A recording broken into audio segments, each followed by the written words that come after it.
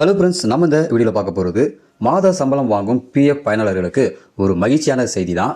EPFO விதிகளை அதிரடியாக மாற்றம் செஞ்சுருக்காங்க. இனி வருகாலங்களில் பிஎஃப் பணத்தை நீங்கள் 100% வரை எடுத்துக்கலாம் அப்படின்ற ஒரு சூப்பரான அறிவிப்பை வெளியிட்டிருக்காங்க.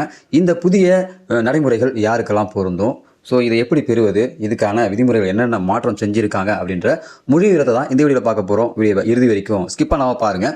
வீடியோ பார்க்கறதுக்கு முன்னாடி நீங்கள் இந்த சேனலும் சப்ஸ்கிரைப் பண்ணலாம். கீழே இருக்கிற கலர் சப்ஸ்கிரைப் பண்ணி கிளிக் பண்ணிக்கங்க. கூடவே பக்கத்தில் இருக்க பெல் ஐக்கான் கிளிக் பண்ணிக்கங்க. அப்போ தான் நாங்கள் போடக்கூடிய பயனுள்ள வீடியோக்களை நீங்கள் மிஸ் பண்ணாமல் பார்க்கலாம். வாங்க வீடியோக்குள்ளே போகலாம். ஊழியர்களின் வருங்கால தேவைக்காக வருங்கால வைப்பு நிதி, அதாவது இபிஎஃப் சந்தாதாரர்கள் தங்கள் தொகையில் 100% வரை எடுக்கும் புதிய திட்டத்துக்கு அனுமதி வழங்கப்பட்டுள்ளது. தொழிலாளர் நலத்துறை அமைச்சர் மன்சுக் மாண்டவியா தலைமையில் நடந்த சிபிடி கூட்டத்தில் இந்த முடிவு எடுக்கப்பட்டிருக்குது. இது ஊழியர்களின் உடனடி நிதி தேவைகளை பூர்த்தி செய்வதை எளிதாக்கும் வகையில் பிஎஃப் பணத்தை எடுக்கும் நடைமுறைகளை மாற்றி அமைக்கிறது. நிறுவன ஊழியர்களின் நலனுக்காக பிடிக்கப்படும் நிதியே இபிஎஃப்ஓ, அதாவது ஊழியர் வருங்கால வைப்பு நிதி அமைப்பு எனப்படும் பிஎஃப் ஆகும். இதில் ஊழியர்கள் சம்பளத்திலிருந்து 12% பிடிக்கப்பட்டு அதே அளவு தொகையை நிறுவனம் செலுத்தி வருது.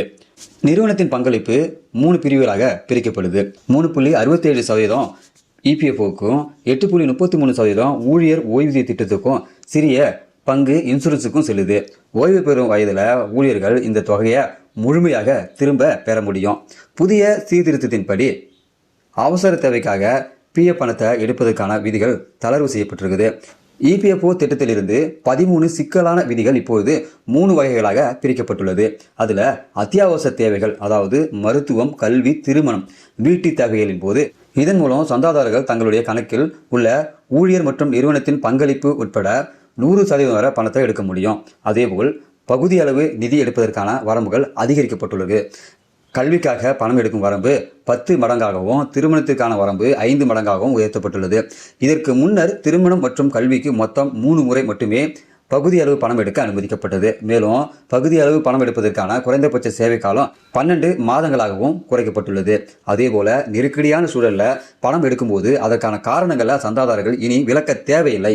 இதற்கு முன்பு இயற்கை சீற்றங்கள், நிறுவனம் மூடல் அல்லது தொடர்ந்து வேலையின்றி இருப்பது போன்ற காரணங்களை அளிக்க வேண்டிய நிலை இருந்தது. இது சில சமயங்களில் உங்களுடைய விண்ணப்பத்தை நிராகரிக்க வழிவகுத்தது. ஆனால் இந்த எளிமைப்படுத்தப்பட்ட நடைமுறையால் உறுப்பினர் கணக்கில் 25% பங்களிப்பு குறைந்தபட்ச இருப்பு தொகையாக பராமரிக்கப்படும். இது இபிஎஃப்ஓ வழங்கும் 8.25% வட்டி விகிதத்தை பெறவும், ஓய்வூதியத்திற்காக ஒரு பெரிய நிதியை உருவாக்கவும் உதவும். இந்த சீர்திருத்தம் ஆவணங்கள் எதுவும் தேவையில்லாமல் 100% வரை தானியங்கி முறையில் பகுதி அளவு பணம் எடுப்பதற்கு வழிவகுக்குது.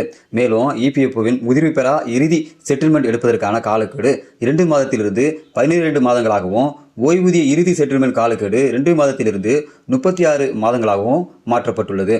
இந்த புதிய விதிகள் உறுப்பினர்கள் தங்களுடைய உடனடி நிதி தேவைகளை பூர்த்தி செய்ய உதவுவதோடு ஓய்வூதிய சேமிப்பிலும் சமரசம் செய்யாமல் பார்த்து கொள்ளும் வகையில் வடிவமைக்கப்பட்டுள்ளது என தெரிவிக்கப்பட்டுள்ளது.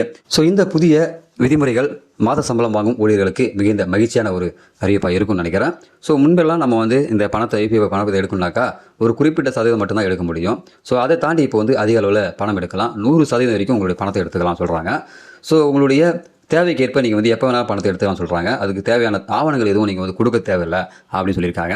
ஸோ இந்த விதிமுறைகள் பார்த்தீங்கன்னாக்கா உண்மையிலுமே மாத சம்பளம் வாங்கும் ஊழியர்களுக்கு மகிழ்ச்சியான ஒரு செய்தியாக இருக்கும்னு நினைக்கிறேன். ஸோ நீங்கள் இபிஎஃப் பயனாளர் இருந்தீங்கன்னாக்கா உங்களுடைய கருத்து என்னவாக இருக்குன்றது இந்த வீடியோ கீழே கமெண்ட்டில் தெரியப்படுத்துங்க. மறக்காமல் உங்களுடைய நண்பர்களுக்கும் இந்த வீடியோவை ஷேர் பண்ணுங்கள். இதுபோல் பயனுள்ள வீடியோக்களை நீங்கள் தொடர்ந்து பார்க்கணுன்னாக்கா நம்ம யூடியூப் சேனலை சப்ஸ்கிரைப் பண்ணுங்கள். ஸோ இந்த வீடியோ பிடிச்சா லைக் பண்ணுங்கள். ஸோ மீண்டும் இன்னொரு வீடியோ சந்திக்கலாம். அதுவரை மனிதர் மதிப்போம், மனித உயிரை காப்போம். நன்றி.